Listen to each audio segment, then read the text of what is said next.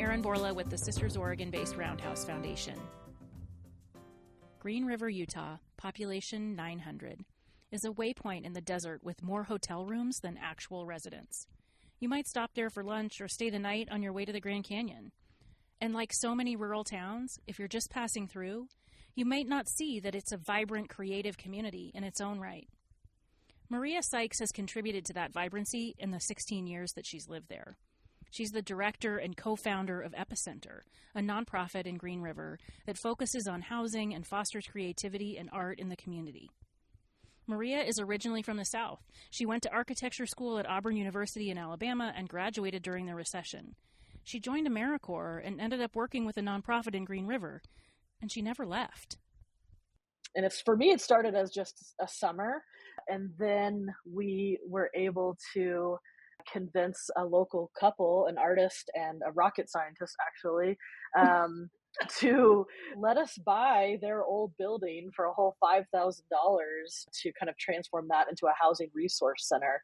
And so I got sucked into that rehabilitation, adaptive reuse project. And as we started doing that project and working on the building and getting to know the community, I think we're creating jobs for ourselves and just really falling in love with the community and getting to know everyone who lived here. And so here I am 16 years later, still working on that building sometimes, but doing a lot of other work as well.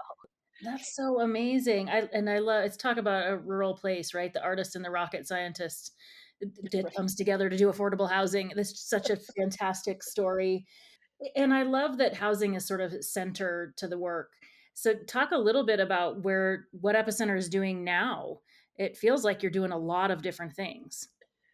I think a lot of people look at the work that we do, and some days I feel like this too. Oh, we're doing a lot, we're doing too much. But I think that's what's really unique about our practice is I don't think you can look at affordable housing without looking at the economics of the place and working with small businesses. And I think that art and design is often like a bridge between these traditionally siloed sectors, whether that's like tourism or housing, economic development, whatever it is. And so right now, our primary focus is on a project called Canal Commons. It's these 4 acres that are right in the heart of Green River, Utah. We were able to work with the city to acquire that land and to start developing affordable housing. And I say the project that we're working on right now, but really, as anyone who works in rural spaces knows, this project has actually been over 10 years of working in our community to prove that affordable housing needs to be developed, right? Like there's this sort of, you come into a community and people are like, we need housing. and what does that mean? What's the actual data, behind that, beyond the kind of community knowledge of, hey, we need housing. We need to bring the kids, who've left back to the community. We need to grow a little bit, or our housing stock is very old and we need some improvements. So we started to really dig into that probably after we'd been here for a couple of years. Like we immediately got to work, of course, but I think we really I think it was probably in like 2012 that we stepped back and we said, okay, what's like really going on here so that we can actually go after some legitimate funding. And we basically were able to collect our own data. That's what we had to do. And so for anyone who lives in a rural place or works in a rural place, you know that the census data is kind of worthless. I mean, when you're talking for a town of about 900 people, when it says a margin of error of like 30% on some of the statistics, you're like, how is this helpful for us to understand our community? And so we started gathering data. We started looking, okay, how many housing units are there? How many are vacant?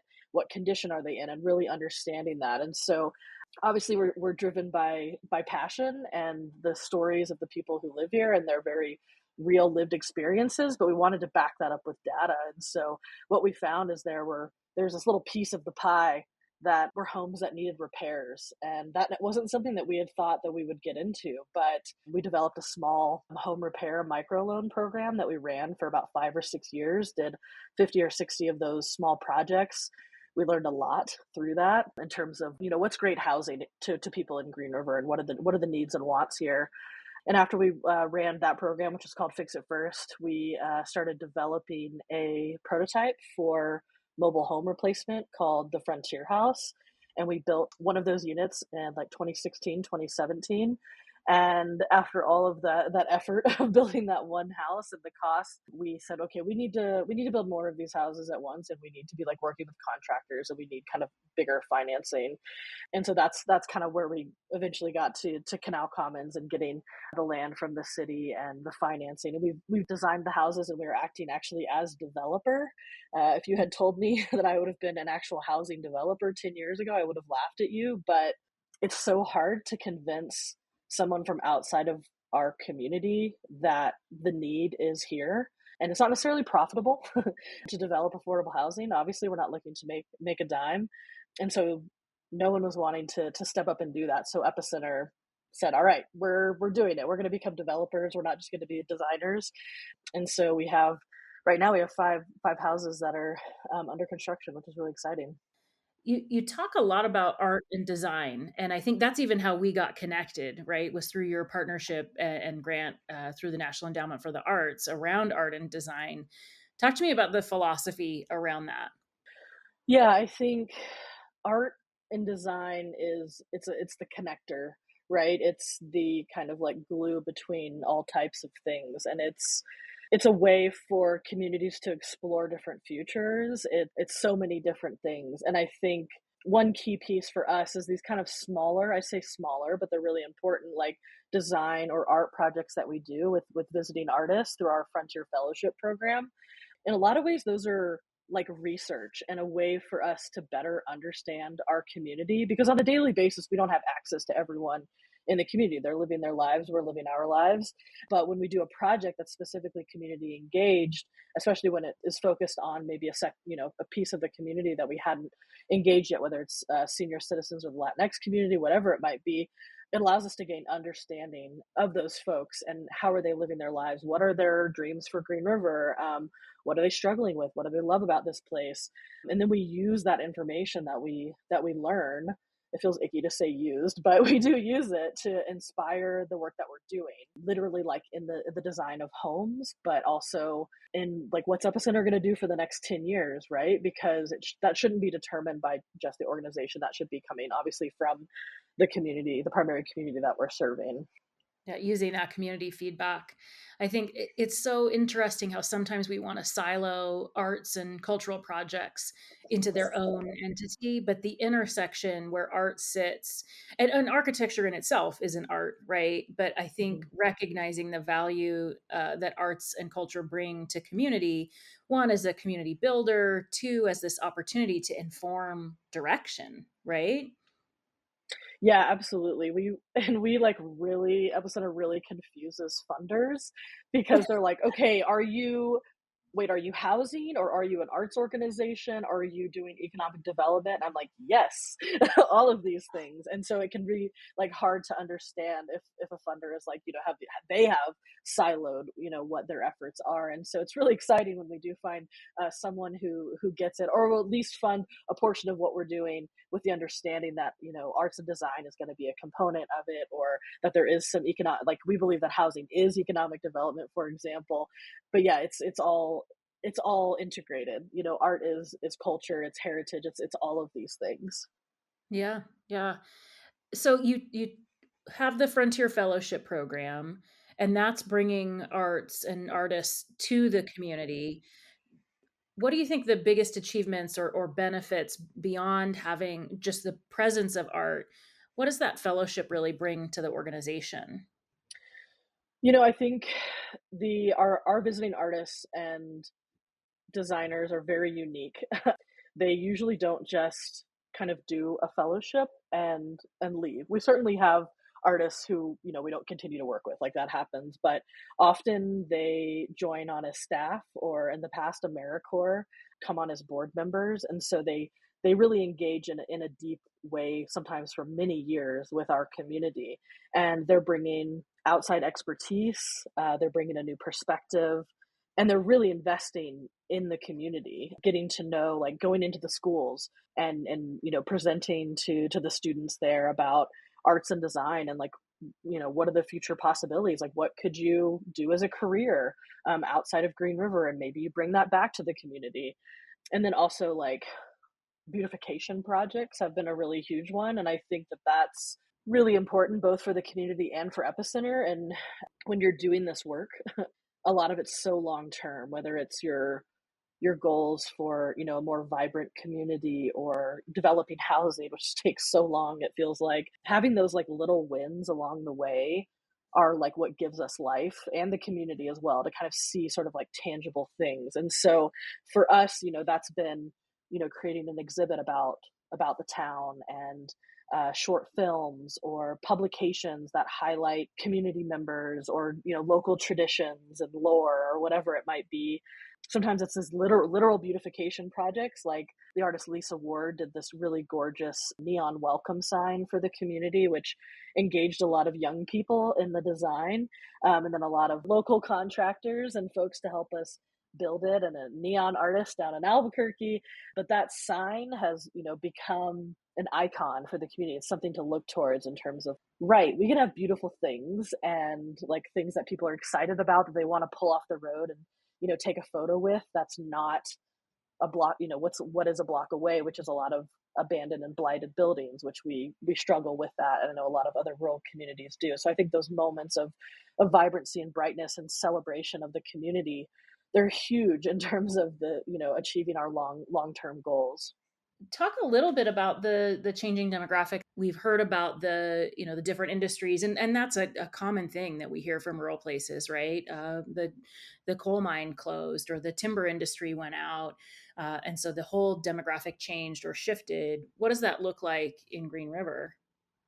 Yeah, so for Green River, you know, with a lot of these service industry jobs and agriculture, we're seeing more Latinx people moving to the community, which is really exciting, because who else would be filling that gap? Because we, you know, a lot of folks who live here are leaving. There's not enough housing, or they want more in terms of a career, and they're, you know, kind of sick of having this day job, whatever that might be. And then yeah, like folks who are graduating from high school here not sticking around. But all of that being said, I think like many rural places, you know, I think there's the misconception of brain drain, because what we found is that there's actually a lot of people who are coming back to the community, or people who are just moving here from another rural place. And those folks are usually kind of in their late 20s, anywhere to their 50s. And that's all types of folks. So this shows a lot about philanthropy and philanthropic investment in rural and remote places. Epicenter is doing so many things. Talk about your experience working with philanthropy to bring support to your community or to projects that you're doing. Yeah, you know, I think the private philanthropy has certainly been inconsistent and not enough, but it has been clutch when it has come in, right? For us, most of the funders and their priorities are up on the Wasatch Front, so like the Salt Lake City area, which is most of the population of Utah, and Utah focused. And so it's been challenging to, you know, convince people why they should invest specifically in this kind of community of 900 people, and they're kind of like, well, that's not a great bang for our buck. You can only max out at 900 people there. If I invested in XYZ and Provo, that's a couple thousand, or, you know, whatever the kind of justification is. And I usually like to say, well, if we're talking in percentages, we could potentially get, you know, 100% of this community, where that's not achievable in an urban situation. A buddy of mine that was from Texas, that was in philanthropy for a long time, it worked in rural, always talked about scale being numerator over denominator. That's it. So if we really want to talk about impact, rural places is where we can see that impact. Yeah, absolutely. And I think, you know, when I think about government funding specifically, maybe at the state level, though, it'll be like, well, we can only give a percentage of your budget. And I'm like, so I'm competing with like the Salt Lake Opera, and they have access to wealth and resources that I couldn't even dream of in Green River, and yet we have the same, you know. So that can be pretty challenging to kind of like, not a battle I want to fight necessarily, but on a few times I've taken up the mantle. But yeah, I think it's also just like really challenging to find private funders who fund rural in general. So like we'll find funders that are like, oh wow, everything they're talking about is what we're doing, and then like specifically like not rural or not Utah or whatever it is. And so I wish that like some of these just boundaries could just go away and focus on the work more generally. That's certainly been a challenge. And again, the inconsistency, whether it's a family foundation and leadership changes, and we're talking a foundation that would give us $60,000 a year, either just out of the blue not funding us because their priorities have suddenly changed, or a drop down to 10,000. And some of that of course is like market driven or impacted by the pandemic, but not knowing where the money is going to come from next year in a lot of cases is terrifying. And it feels like, I mean, we know this, that like philanthropy, it needs to change. There needs to be people that are digging deeper and really trying to understand the needs of rural communities. Things like multi-year investments and like general operating kind of unrestricted funding, to trust that organizations are going to do what they need to do to make their community better, and like having that trust and taking the time to build trust with organizations doing this kind of work. I think that's a really scary thing for philanthropists to think about. But man, what I could do with unrestricted multi-year investment, not having to be writing a 6 month or year long grant every month, it feels like, and reporting on it. I could give that time to like doing the real work. Yeah, doing what your mission is, right? And we say frequently that the grant partners on the ground are extensions of our mission, right? We can't do whatever our mission is as Mhm. philanthropic organizations without the organizations on the ground. So how do we better support those that are doing that work, that mission aligned work? And that is through trust-based practices and multi-year opportunities, and getting to know people on a relationship level where it Mhm. feels like that trust is then built, right? So it doesn't feel like such a risk to take that leap.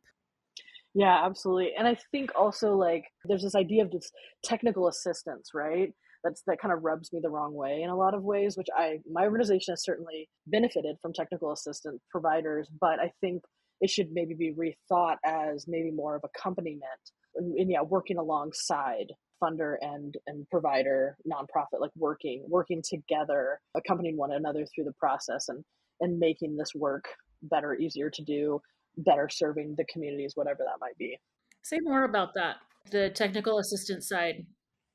Yeah, I feel like often it's kind of, it's very focused on, okay, here's the goal, this is what we're going to accomplish, we're going to create a plan, and very rarely is there implementation, like a true implementation plan, like a real understanding of, okay, we helped create the strategic plan or this economic development plan or whatever it is, and like now let's actually help them through the first stages of the implementation of this and connecting to resources, whatever that might be. So it's kind of this like helicoptering in, checking a box, and then helicoptering out is often what it feels like.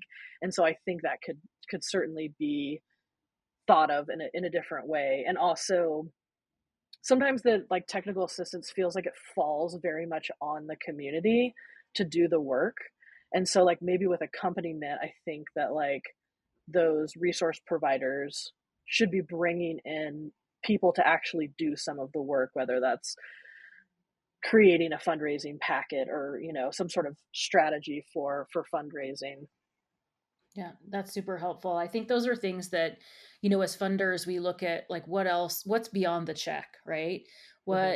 What else can we provide? And is it that strategic planning support? But then what is really needed? And again, it comes back to listening, right? Who's doing what on the ground and what is actually needed? Because sometimes as from the funder's perspective, we hear from an organization on the ground that they're saying maybe what they think we want to hear rather than Hmm. what's fully honest of like, no, actually, what I really need is somebody to draft this fundraising plan because I don't have time. Yeah, absolutely. And I think, one of the ways that I think about it is that it should be a privilege, not a burden, to fund rural organizations. It shouldn't just be writing that check and checking a box of like, we did it, we helped rural. It should be challenging, and it should be um yeah, like involved, and again, like this idea of accompaniment. It is a privilege to serve rural places, not a burden. So I have a question, and if you're not comfortable answering this, that's totally fine. But you mentioned you were in Americorps and that Americorps staff members have been a part of the sort of Green River fabric for a long time. Are you comfortable talking about what the loss of Americorps means to your organization and your community? Oh, absolutely. I am an Americorps stan for life. I think it is such an incredible and important program. I think, like with many programs, there can absolutely be improvements, but for our community, it's been huge to be able to have Americorps Vistas come in, and they truly are building capacity for our organization, and whether that's through design or rethinking our programs, creating new programs, just connecting us better to the community, understanding has just been massive. I think 2 years ago, we had a Americorps team come in and do all of the irrigation for our new public park, expanding that irrigation, planting those plants, all of that. Everything's just going to have to be delayed, or we're going to have to pay someone to do that work, which is really hard. We don't have that expertise necessarily locally to do that specific type of specialized irrigation. So, it's just like things like that, and when projects get delayed, it has an impact on the morale of the community. People start to volunteer less. They start questioning everything, it feels like, when things are stagnant. And especially in the world that feels like it's ever changing, and there's constantly something happening that feels like it's going to stop the work that we're doing.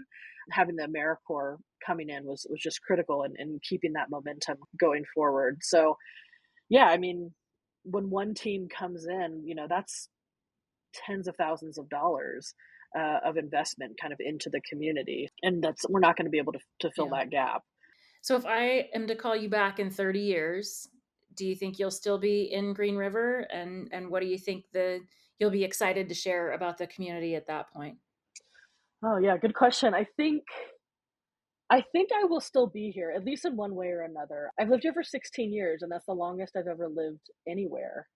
And it's always been, do I keep living here? My family's kind of far away, and then I always get drawn back in because of the work or the community, or just getting to know like new people, and getting like, you'd think that I would know everyone in town, but I feel like every year I make a new friend or just some sort of new connection or something. And so, and speaking of that, my fiance, his family has been here for 5 generations. So I think even if we were to move away for some reason, I think we're always going to be deeply tied to this place, both of us in different ways, but especially because of that family connection now.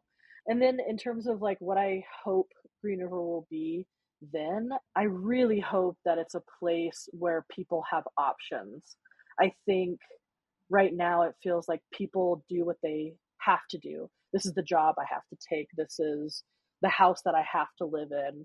There are even like options for, what if there were two events on one night and you had to choose between them, right? Like I think just some of that, the vibrancy and options would be really, really lovely for Green River, whether it's like I want to live in an apartment or I want to own a home. Like those things are both achievable for me and my family, whatever that looks like. And that probably sounds really simple, but I think that it goes to like freedom, right? In terms of being able to make those choices for yourself and not being forced because of economic conditions or government restraints or whatever it might be, right? Yeah. No, I love that's really a beautiful sentiment of that freedom for choice, even in the simplest of things. Yeah, and it took me yeah, I'll say it took me a long time to recognize that too, right? Like when people would ask me what's your vision for the future of Green River, and I think it's simply some options and freedom for the people who live here and choosing to live here, rather than either like having to live here because you can't, move up in the economic ladder or whatever it is that you see for yourself. And so I think that freedom is so important. And it just feels like if we're going to talk about like America, like that is it, right? Being able to like choose the life that you want and have it be achievable. Yeah. It's been really great to get to know you. I know we sort of met by happenstance, and I just love all when you are sharing. It's like, oh, I feel that way. Oh my gosh, I'm hearing those same things. So I really have appreciated getting to know you, and thank you for being willing to share your story and the wonderful work you're doing at Epicenter. Really, really appreciate you. Yeah, absolutely. Thank you for making the connection, and and bringing a lot of what you're talking about on this podcast to light. I don't know anyone else who is really having these conversations, especially at this level and depth. So really, really appreciate that.